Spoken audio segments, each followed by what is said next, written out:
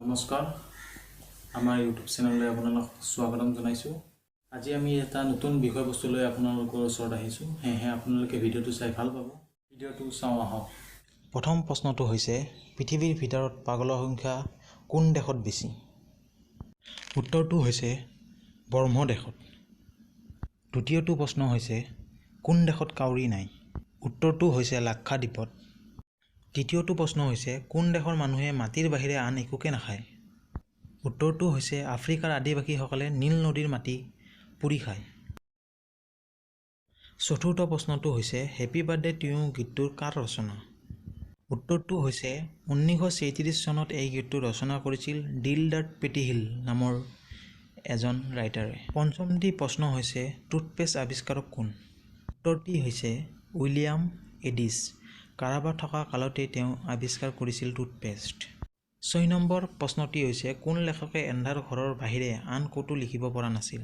উত্তৰটি হৈছে ফৰাচী লেখক এমিল জোলা। নম্বৰ প্ৰশ্নটি হৈছে, মিছা কথা ধৰা পেলোৱা যন্ত্ৰটোৰ নাম কি?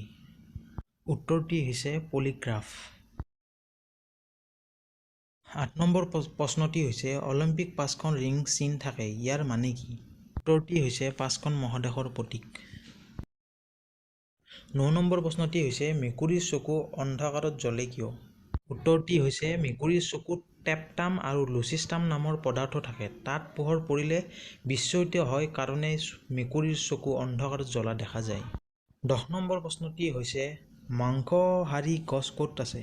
উত্তৰটি হৈছে আফ্ৰিকা আৰু দক্ষিণ আফ্ৰিকাৰ কিছুমান অঞ্চলত এবিধ গছ আছে যিবোৰ পশু-পক্ষী খায়। 11 নম্বৰ প্ৰশ্নটি হৈছে, কোনবিধ বেমাৰত বৰফ খালে গৰম উঠে আৰু গৰম গাখীৰ বা চাহ খালে ঠাণ্ডা লাগে?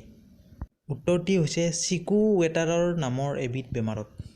12 নম্বৰ প্ৰশ্নটি হৈছে, কোন ভাৰতীয় 18টা ভাষাত MA পাছ কৰিছিল আৰু 34টা ভাষাত পাণ্ডিত্য অৰ্জন কৰিছিল? উত্তৰটি হৈছে হৰিনাথ দে।